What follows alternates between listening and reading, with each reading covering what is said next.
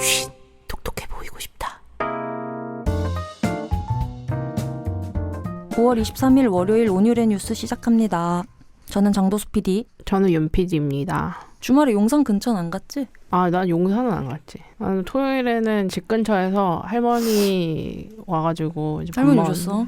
우리는 호남이고 우리 다 호남권이고 가족들. 근데 우리 외삼촌이 계양 살거든. 아 진짜? 이재명 거기 선거구요? 나온 건데.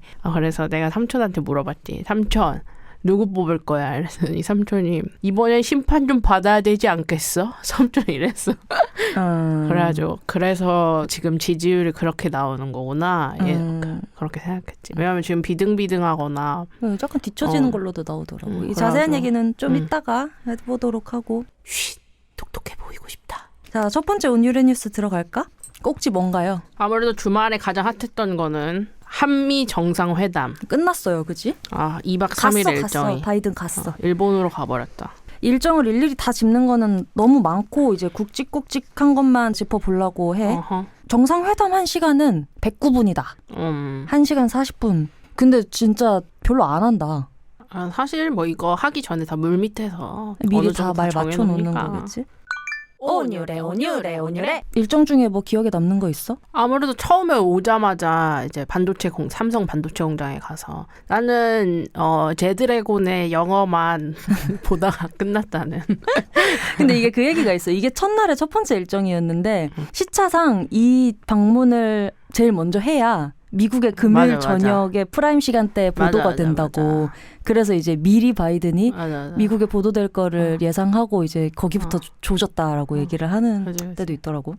여기에 와서 반도체 공장에 처음 간 이유는 지금 반도체가 하도 이슈잖아. 지금 물량 수급이 안 되고 있지. 바이든의 오디언스는 미국 사람들인 거지. 그치, 이게 잘 봐야 돼. 윤석열의 오디언스는 한국인이고 그러니까, 바이든의 오디언스는 미국인이야. 그러니까 오디언스를 향해서 봐라. 지금 내가 삼성 반도체 공장에 와서 이렇게 퍼포먼스를 한다라는 걸 통해서 이제 미국의 반도체 수급을 위해. 수급과 이제 거기에 이제 일자리가 창출이 된다는 거지. 뭐 실제로 그 반도체 공장이나 이런 걸 하면 적어도 8,000자리는 생긴대 반도체가. 그래서 그거를 그 미국 사람들한테 보아라 이런 느낌으로 가는 거지. 그러니까 둘이 시간을 같이 2박 3일 보내긴 했는데 윤석열 대통령은 한국인한테 보여주는 퍼포먼스를 한 거고 바이든 대통령은 미국인한테 보여주는 퍼포먼스를 한 거잖아요. 그래서 제가 정리를 했는데 이제 미국이 얻은 것 그리고 한국이 얻은 것을 정리를 했어. 온유래. 미국이 얻은 거는 현대차로부터 50억 달러 추가 투자를 받았다. 미국인들 입장에서는 신나는 거지. 자기네 경제에 이제 경제적으로 투자가 들어온 거니까. 그리고 텍사스에 삼성이 170억 달러를 들여서 공장을 짓겠다. 그리고 아까 윤 PD가 말한 대로 그러면 일자리가 창출이 된다. 이런 이제 퍼포먼스를 한 거지. 왜냐면 11월에 중간 선거가 있어. 그래, 거기. 미국에. 그러니까 지금 바이든이 지금 똥줄이 좀 타지. 그치. 그래서 나 지금 한국 가가지고 이런 투자 성과를 읽어냈다라는 어떤 퍼포먼스를 한 거지. 실제로 바이든이 이게 그 화면 중에 잡힌 것 중에 미국 투표권을 가진 사람한테 그러니까 너 투표해야 돼. 계속 라고 그런 말하는 액션을 게 있어. 취했구나. 너 투표해야 돼. 라고 계속 그렇게 화면에 비추는 거지. 그렇게. 그러면 이제 우리의 윤석열 대통령이 얻은 건 뭐냐. 한미 공조 방안을 구체적으로 협의했다. 제가 이거 진짜 오랜만에 들었는데 EDSCG라고 내가 옛날에 어렴풋하게 봤던 기억이다. 이게 뭐냐면 확장 억제 전략 협의체라는 건데 이게 2016년에 공식 출범을 했는데 딱 2번 열리고 2018년 이후로는 열리지가 않았어요. 왜냐면 문재인 정부는 남북미 대화가 막 만나서 그 평화의 다리 걷고 막 이러면서 북한을 군사력을 통해서 억제하기보다는 외교와 대화를 통해서 북한 문제를 해결하려고 했잖아. 그러다 보니까 이게 안 열린 거예요, 여태까지는. 근데 윤석열 대통령은 약간 북한을 향해서 강경하게 나가는 편이다 보니까 그렇지. 바이든도 그렇고 그러니까 이 EDSCG 확장 억제 전략 협의체가 다시 재가동된 거지. 그리고 더불어서 한미연합 군사훈련도 확대해서 실시하겠다라고 얘기를 했어요. 올해 8월에 아마 할 것 같은데. 근데 이것도 여태까지 그 남북 화해 국면이었기 때문에 그리고 또 코로나도 있었기 때문에 계속 축소해서 진행을 해왔었단 말이에요. 근데 이번에 이제 제대로 열겠다라고 얘기를 한 거지. 그리고 이 한미 동맹을 단순히 군사력 안보 동맹에서 경제 안보 동맹으로 이어가겠다. 아까 윤 PD가 얘기한 것처럼 요즘에 우크라이나 러시아 전쟁하면서 반도체 배터리가 공급량이 막 좀 불안정해지니까 모든 나라들이 조금 이 에너지와 기술 이거에 많이 혈안이 되어 있는데 한미가 협력을 강화하겠다. 우리도 자신 있으니까 반도체에. 뭐 그런 동맹을 만들어낸 거지. 그러다 보니까는 주변국 반응은 좀 안 좋아. 전반적으로. 특히나 중국이 보고 있지 계속. 중국은 벌써 반발을 했더라고. 이게 한국이랑 미국이 계속 얘기하면서 바이든이랑 윤석열이 뭐 자유, 민주주의, 인권 이런 얘기를 계속 하니까 중국이랑 이제 북한 입장에서는 약간 이 새끼들 왜 이래 싶은 거야. 중국이 벌써부터 반발을 했어. 한미가 기존 군사동맹을 경제동맹까지 포함하는 것으로 격상한다는 건 한국과 미국이 함께 중국을 억제하겠다는 의미다라고 방송을 하기도 했어. 북한은 어땠지? 북한은 아직 조용히 있지.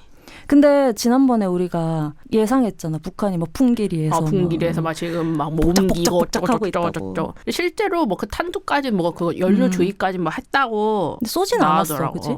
근데 실제로 원래 북한은 이렇게 지금 일본에 지금 바이든이 있어가지고 아직까지는 가만히 있을 것이다라는 그 의견들도 많더라고. 왜냐하면은 한국, 북한, 일본 이렇게 다 붙어 있으니까 아직까지는 이제 좀 살이다가 일본 뜨면은 그때 이제 새로운 퍼포먼스 한다라는 것들이 예상에 있더라고. 온유래. 옛날에 트럼프 전 대통령이랑 비교했을 때 바이든의 가장 큰 차이는 뭔 것 같아? 그 전에는 트럼프는 북한한테 계속 뭔가 실제로 김정은이랑 만나려고 했는데 이게 틀어지기도 했고 뭔가 약간 북한한테 안절부절하는 그런 느낌이 어느 정도 있었으면 약간 구애하는 느낌이었어. 트위터 계속 막 뭐라 그래 저격글 올리고 그런 느낌이 있는데 바이든은 이번에 딱 말했잖아. 어떤 기자 김정은한테 할 말 없냐? 라고 물어봤더니 바이든이 뭐라고 했지? Hello, period. 이 period는 딱 그 마침표. 점. 이상. 이런 건데. 그러니까 할 말 없음. 점. 그러니까 별로 구애를 하지 않는다는 거예요. CNN도 이렇게 보더라고. 바이든은 김정은으로부터 러브레터를 바라거나 김정은과의 악수에 목말라 하는 것처럼 보이지는 않는다라고 보도를 했어. 그러니까 결과적으로 그냥 정리를 하자면 윤석열 대통령이랑 바이든 대통령은 옛날 문재인 전 대통령이랑 트럼프 전 대통령과 다르게 굉장히 북한을 향해서는 강경하게 나가고 있다. 온유래. 아니 근데 우리 윤 PD는 한미 정상회담에서 만찬에 제일 관심 있다고 하지 않았어? 관심 있는 거는 만찬밖에 없었어. 뭐 먹을지 뭐 약간 이런 거 어땠는지 좀 얘기해. 원래 이런 거 다 만찬 메뉴에 다 의미가 있는 거 다 알잖아. 그리고 그때 딱 올라오면 핫해지잖아. 옛날에 그치, 독도새우처럼. 그렇지. 일단 이번에 메인 메뉴는 미국산 소갈비 양념구이인데 이걸 어떻게 했냐. 미국산 소고기를 한국식 양념 그 재우는 방법으로 해서 뭔가 이런 한국과 미국의 콜라보 같은 느낌으로. 이게 LA 갈비 아니야? 그런데 이제 포장을 그렇게 하는 미국산 소갈비 양념구이라고 이제 포장하는 거지. 그리고 팔도 산채 비빔밥 어떤 의미야? 화합의 느낌이지. 그래서 한미를 화합한다 이런 느낌으로. 그리고 팔도야. 그렇지. 그렇게 해서 가고, 근데 실제로 원래 그 바이든이 자기를 아이스크림 가이라고 자기가 단 거를 좋아해 그 사람이. 그래서 일단은 식전 메뉴 자색 고구마, 단호박, 흑임자로 만든 3가지 전병과 팥 음료가 나와. 다 달달한 거를 이제 냈네. 그리고 디저트는 2000셀과 화이트 초콜릿을 이용한 쌀 케이크. 나 이거 맛있어 보여. 이거 그냥 초콜릿 케이크야. 이거 초콜릿 케이크. 그래. 쌀로 만든 초콜릿 케이크지. 그리고 견과류, 산딸기와 배 등을 이용한 음식이 나왔다. 근데 이제 또 지금 공식 만찬주가 미국 캘리포니아에 위치한 한국인 소유의 포도주 제조장에서 생산된 와인으로 이제 선정이 됐는데. 이것도 약간 콜라보네. 미국 캘리포니아에 위치한 한국인 소유 포도주 제조장. 그치. 근데 이게 예전에 2010년에 서울에서 G20 정상회의 할 때도 그때 만찬주였는데 이게 아마 바소라는 이제 그 와인이야. 바소라는 와인인데 양국 정상은 여기서 건배사로 함께 갑시다 그랬는데 건배주는 또 다른 겁니다. 건배주는 오미자로 만든 국산 와인인데 스파클링 와인입니다. 그러니까 건배사를 할 때 따랐던 건 건배주고 공식 만찬주는 아까 그 콜라보 와인이고 오케이. 건배주로 한 거는 오미 로제 결이라는 이제 와인 스파클링 와인인데 이거는 국산 와인이다. 근데 지금 이 만찬주가 아주 부적절했다고 나왔는데 이게 그때 2010년에 G20 당시에서 이야기가 나왔던 게 이 와인이 전두환 전 대통령의 아들인 전 재만 씨가 운영하는 곳에서 나온 것이라는 이야기가 있다. 이래가지고 이걸 막, 알고 했을까? 근데 모르고 이게 했을까? 그때도 기사화가 돼가지고 지금 기사가 있더라고. 그럼 몰랐을 2010년에. 리는 없네. 좀 그런 데서 조금 더 섬세하게 좀 체크를 한번 했었어야 되는데. 근데 나는 이게 그 찾아보니까 귀빈에게 예의가 아니었다라는 기사까지 이렇게 그런 말까지 나오더라고. 그래서 찾아보니까 바이든이 되게 일찍 정치를 시작했잖아. 80년대에도 이미 상원 의원이었어, 미국에. 근데 그때 전두환 대통령이 김대중 전 대통령의 민주열 약간 그런 정치범들을 탄압하던 시절에 바이든이 전두환 대통령에게 민주화 탄압을 멈추라고 요청을 한 적이 있더라고. 근데 이 사람한테 전두환의 그 아들이 운영하고 있는 만찬주를 냈다. 이거 약간 알고 했으면 좀 기만적이지 않나라는 생각이 들더라고. 지금 예전에 보면 이런 논란이 예전에도 한 번 있었잖아. 2017년에 한미 정상회담에서 독도새우 한자 근데 독도새우가 뭐냐 막 사람들이 막 검색하고 막 그랬어. 막 독도새우가 화제였는데 난리였어. 엄청 비쌌어. 일본이 그때 당시 아주 난리가 났었다. 왜냐면은 그 보수 우익 단체에서는 어떻게 독도새우를 내냐. 왜 근데 한국이랑 미국이랑 만나는데 독도새우 내면 안 돼? 그 사람들은 독도가 자기네 거라고 하는 사람들이니까. 아, 니네 왜 일본 입장에서는 니네 왜 우리나라 땅에서 난 새우를 내 이런 거야? 그 사람들은 이걸 민감하게 생각하잖아. 자기네 나라라고 하고 막 2월 22일이 뭐 자기 그 날이라고 하지 않나? 독도의 날? 아마 그 다케시마의 날인가로 막 걔네가 2월 22일을 했을 거야. 내 생일이라서 알고 있어 내가. 오, 야, 다케시마의 날이 네 생일이야? 독도의 날 내 생일이야. 아, 그래? 10월 25일 내 생일이야. 너 이게 태어난 날이 잘못됐네. 난 독도의 날에 태어났어. 그냥 확인 그래? 한번 해보자. 웃긴다 진짜. 다케시마의 날. 맞아? 2월 22일. 다케시마의 날은 시네마현이 조례에 따라 정해진 기념일. 걔네는 왜 그날 해가지고 나를 이렇게 곤란하게 해. 자, 독도의 날 찾아볼게요. 독도의 날. 10월 25일. 사실 내가 좀 외색이 짙은 스타일이야. 고종이 독도를 울릉도의 부속섬으로 정하는 대한제국 칙령을 제정한 1900년 10월 25일을 기념하기 위해 제정하였다. 넌 다케시마다, 난 독도고. 이렇게 외색이 짙은 게 티가 나는구만. 하지만 그날이 아마 안중근 의사 그날일걸? 됐어요, 네. 온유래.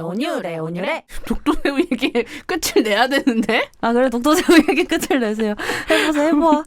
독도새우가 그때 난리가 났었는데 그래서 이번에 일본이 독도새우 또 나오는지 안 나오는지를 또 보고 있었던 거야. 눈에 불이 나. 근데 이번에 그래서 보수 우익 성향의 그 일본 산케이 신문 거기에서 윤석열 대통령과 조 바이든 미국 대통령의 이번 한미 정상회담 만찬에는 반일 메뉴가 없었다라고 보도를 했다는 거야. 근데 좀 짜친다. 그러니까.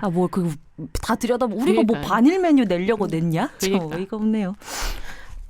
온유래. 근데 가기 직전까지 바이든 대통령이 한국 오기 직전까지 문 전 대통령 만난다 안 만난다 말이 많았어. 만났어 안 만났어? 결국엔 안 만났고 안 만나고 통화로 대신했다. 10분 정도 통화했는데 이제 한미 정상회담 만찬 직전에 통화로 이제 퇴임 인사하고 이렇게. 근데 실제로 먼저 만나다고 연락이 오퍼를 줬던 거는 백악관 측에서 원래 먼저 줬던 건데. 만나자고. 그런데 이제 문재인 대통령 만난다는 게 그 전에 한국에서 막 논란이 되니까 이거는 외교상으로도 결례다라고 생각을 한 거지. 이제 왜냐면 이제 윤 대통령이 이제 취임을 해서 이제 하고 있는데 이제 그쪽으로 스포트라이트를 가면은 야 그것도 결례다 이래가지고 결국 이제 전화로 했다. 온유래. 바이든 대통령이 하얏트 호텔에 묵은 거 알지? 하얏트 호텔에 묵었어 이번에. 여기 이태원에 있는 거, 용산에 있는 거? 이제 경호원들이 미리 와가지고 먼저 이제 시찰하고 먼저 이제 묵는 거야. 근데 그 중에 미국 경호원 중에 한 명이 한국인을 폭행한 거야. 한국인을 폭행했어. 왜? 그러니까 술 취해가지고 폭행을 한 거야. 이렇게 한국인이 보안을 위협해서 그런 게 대응한 게 아니라 그냥 술 취해서? 그러니까 그 바이든 대통령 오기 전날에 이미 묵고 있을 때 술을 먹고 이제 택시 기다리는 이제 한국인을 폭행을 했다는 거야. 경찰서에 갔지. 일단 조사는 다 하긴 했대. 근데 그 사람이 술 취해서 그렇다고 하는데 좀 또 미국에서도 이제 철저히 조사하겠다라고 이제 한 거야.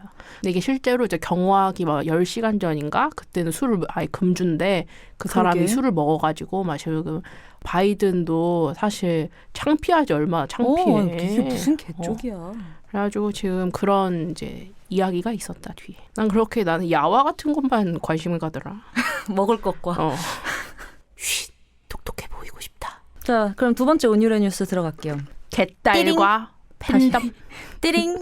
개딸과 팬덤 정치. 아, 개딸. 개딸. 요즘에 뉴스에서 개딸 많이 나와. 나 처음에 깜짝 놀랐잖아. 개딸이 뉴스에 나와가지고. 개딸은 우리는 이제 응답하라 시리즈 보면서 생소한 단어는 아닌데 어른들은 응답하라를 안 봤던 사람들은 이제 개딸이 뭐야 약간 좀 상스러워 보일 수 있어. 상스럽다라고 하지. 그 드라마 응답하라 시리즈에서 성동일이 주인공이 아빠인데 그래. 맨날 딸이 그 성질 그냥 얘기할게요. 성질 개 같은 딸이라는 얘기를 해서 이제 막 개딸이라고 부르는. 덕선이. 덕선이 그리고 정은지 그 성시원. 맞아. 그리고 시원이. 그 누구냐 고아라가 맡았던 성시원, 성덕선, 성씨겠지?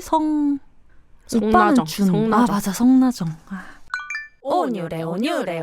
아무튼 이 셋을 개딸이라고 불렀는데 근데 정치권 뉴스에서 쓰이는 개딸은 사실 이 의미는 아니야.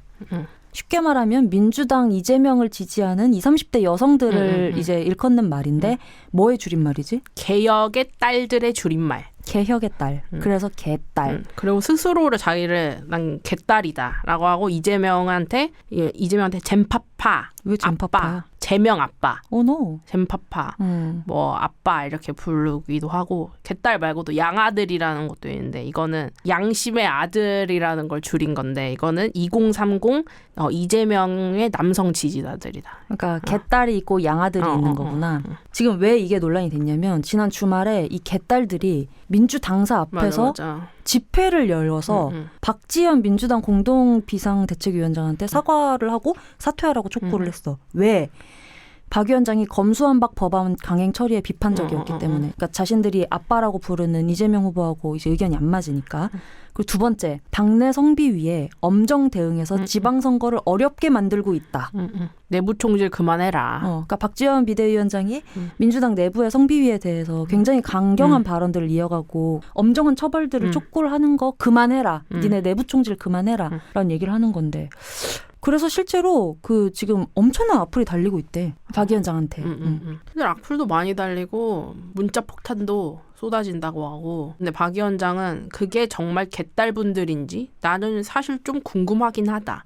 자신한테 악플을 다는 사람들이. 입장을 냈다. 근데 그러니까 자기는 실제로 자기가 현장에 나가서 만난 2030 여성들은 자기한테 그런 목소리를 내지 않는다라는 거지. 근데 이게 우리가 주변만 보고 판단하기는 좀 그렇긴 하지만 사실 내 주변도 그래. 그러니까 내 주변도 박지원 위원장 말이랑 비슷해요. 왜냐면 민주당의 성비위가 터지는 걸 보고 이 내부 총질하고 있어. 이렇게 얘기하는 사람 진짜 한 명도 없거든. 그렇지.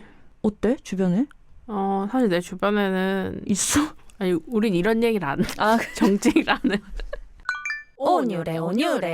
그러니까 이 개딸 현상은 대선 전후로 거슬러 올라가서 이대남 현상까지 그치. 짚어봐야 돼. 이게 이대남 현상이 뭐지? 이 이대남이 20대 남자란 뜻이지. 그치. 20대 남자들이지. 이대남 현상은 처음에 이준석 국민의힘 대표가 그러니까 당대표를 막 처음에 출마하고 이랬을 때 30대 당대표가 됐다는 혁신적이긴 거는 했어. 혁신적인데 이게 다 국민의힘을 향한 이대남들의 이제 지지가 전폭적으로 이제 이루어졌다는 거지. 그래서 실제로 이 이준석 국민의힘 대표를 지지하던 이대남들이 결국에 대선에서는 윤석열 대선 후보한테까지 지지를 이어졌다. 그래서 실제로 그 당시에 정치권이 실제로 이대남하고 이대녀를 이제 집중적으로 공략하는 그런 군인 월급을 올려준다. 뭐 탈모 막 그런 것도 다 이 젊은 이제 2030들을 위해서 냈던 정책 중에 하나였지. 그래서 이렇게 막 일반화하는 게 좀 무리가 있을 수도 있긴 한데 전체적인 경향성을 보면 국민의힘은 대선 국면에서 이제 이대남을 집중 공략했고 민주당은 이대녀 굳이 따지자면 이대녀를 공략하는 전략을 이제 냈었지. 그리고 실제로도 이제 국민의힘 같은 경우에는 당원들이 그 2030 남성들이 확 올라갔고 신규 당원들이 이제 민주당도 그 2030 여성들의 당원이 확 올라갔다. 온유래. 그래서 이제 지난 대선쯤 해서부터 이 개딸, 양아들, 이대남, 이대녀 같은 용어들이 이제 정치권 뉴스에서 많이 나오는데 맞아. 이게 소위 말하면 이제 팬덤 정치가 팬덤 되는 게 정치지. 아니냐라는 문제 제기가 있어. 그리고 실제로 이재명 총괄 선대위원장은 그 제명인의 마을이라는 그 자기 약간 팬카페 같은 팬클럽. 그런 커뮤니티에서 그 지지자들을 향해서 소위 개딸 양아들 현상에 대해 여러 가지 의견이 있기는 한데 저는 세계사적인 의미가 있는 새로운 정치 행태라고 생각한다라고 말을 했다. 어떤 의미죠? 세계사적인 의미라는 게. 그러니까 이런 개딸 현상이 지금까지 있었던 정치인 팬덤 현상이랑은 좀 다르다라는 의미인데 근데 뭔가 거창하다. 세계사적인 의미라는 게. 세계사적? 사실 뭐 트럼프도 트럼프의 열혈 지지층들이 있고 차이 트럼프 그때 이런 말이 나왔었지. 어디나 이제는 그런 완전한 코어 지지층이 있어야지 소리가 좀 나는 것 같아. 어쨌든 정치인들은 부고 빼고 다 좋아한다고 하잖아. 그러니까 어쨌든 이슈를 하기 위해서는 이런 팬덤이 있어야 된다고 자기들도 뭔가 생각하나? 정치인들이? 근데 의아한 거는 아까 우리 시작하기 전에 윤 PD가 얘기했던 것처럼 이재명 후보가 출마한 인천 계양을의 그 여론조사 기관 STI가 만 18세 이상 880명을 조사한 결과 이재명이 뒤처진단 말이야. 국민의힘 윤영선 후보가 49.5 정도가 나오고 이제 이재명 후보가 45.8 정도로 근소하긴 하지만 어쨌든 뒤처지고 있단 말이야. 그럼 이렇게 팬덤이 있는데 왜 여론조사 결과는 또 이렇게 나오냐. 거기는 팬덤이 좀 죽나 보지. 아, 개양엔 덜 사나? 개딸이? 그래서 이 여론조사 결과 보고 그 재명인의 마을 팬클럽에서 나온 거 봤어요? 뭐래? 거기서 개딸들 어디 갔냐? 30대 밥갈이 더 열심히 해라. 막 이런 식의 댓글들도 달리고 또 현실 부정형 댓글. 여론조사 다 의미 없다. 뭐 이런 댓글들도 달리더라고. 근데 뭐 여론조사는 사실 이제 그 나이대별로 쪼개가지고 하니까 그 비율에 따지면은 2030이 적을 수는 있겠지. 합해졌으니까. 개딸들이 적을 수는 있겠지. 온유래. 근데 나는 개인적으로 좀 우려하는 편이에요. 이 팬덤 정치를. 팬덤 정치를. 어때? 나도 뭔가 너무 무조건적인 그치. 그 사람들에 대한 동의가 문제인 것 같아. 그러니까 이럴수록 강성만 많아지는 느낌? 그러니까 그 강성 때문에 그 사람이 싫어지는 느낌 있잖아, 약간. 그러니까 본체 별로 그렇게 싫진 않은데 이 극성 팬 때문에 이 사람이 싫어지는 거 그런 거구나. 그런 느낌이잖아. 예전에도 조국 얘기를 해도 되나? 우리 듣는 사람 100명도 안 되던데. 온유래. 내가 좀 약간 이거 진짜 좀 이상하다. 기이하다라고 생각했던 난 딱 그 시점이 있어. 뭐지? 그 이재명 후보가 개딸들한테 이렇게 메시지를 남겼잖아. 울 개딸님들이 외롭지 않게 해줘서 누명 벗겨줘서 너무너무 고맙잖아. 눈물 났잖아. 이렇게 올렸어. 잔아 이렇게. 이게 생판 남끼리 일단 아빠 딸 하는 것도 나는 조금 의아했는데 사실 정치라는 건 내가 생각했을 때는 되게 냉정해야 되고 좀 공적인 것에 결집체라는 생각을 항상 하고 사는데 여기에서 막 아빠 딸 이러고 있고 혀 짧은 소리 내고 이러는 게 나는 좀 너무 미성숙한 정치의 모습이 아닌가 이런 생각이 들기는 해. 그리고 이제 거기에 더해서 이렇게 되다 보면 아빠랑 딸이라는 건 혈족이잖아. 그럼 아까 너가 얘기했던 대로 뭔가 문제가 생겼을 때 이 사람을 냉정하게 비판할 수 없다는 거지. 그럼 이걸 정치라고 할 수 있냐. 정치인은 양육이나 효도 차원으로 접근하면 안 되는 거야. 난 그렇게 생각해. 이게 무비판적으로 가게 되는 사례가 생겼잖아. 그 성희롱 발언 논란에 휩싸인 최강욱 의원한테 어떤 화환이 도착했는데 그 리본에 뭐라고 써 있었는지 알아? 뭐래? 앞만 보고 달려. 뒤는 개딸들이 맞는다.